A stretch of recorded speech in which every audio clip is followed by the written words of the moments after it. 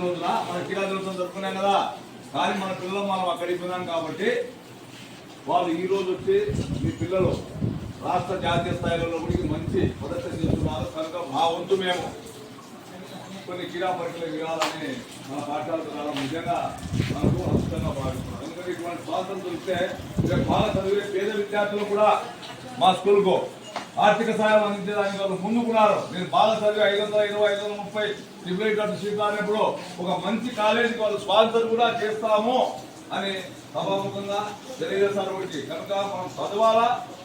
వాళ్ళ యొక్క కార్యక్రమాన్ని ప్రారంభించవలసిగా కోరుతున్న ప్రధానోపాధ్యాయులను వాళ్ళు మనకి ఇక్కడ ఉన్నటువంటి పిల్లలందరికీ కూడా మానసిక ఉల్లాసానికి సంబంధించి చదరంగం, అలాగే శారీరక వికాసం గురించినటువంటి కొన్ని ఆట వస్తువులు మనకి ఇవ్వడం జరుగుతుంది. మరి గుడ్ ఈవినింగ్ చిల్డ్రన్. నిన్న మీకు నిన్న స్పెషల్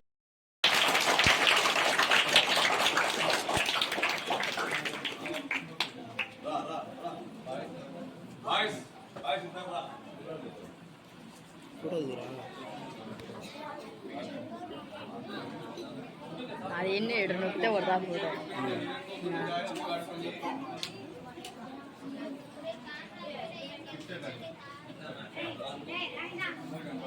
కొట్టానే ఉండాలి.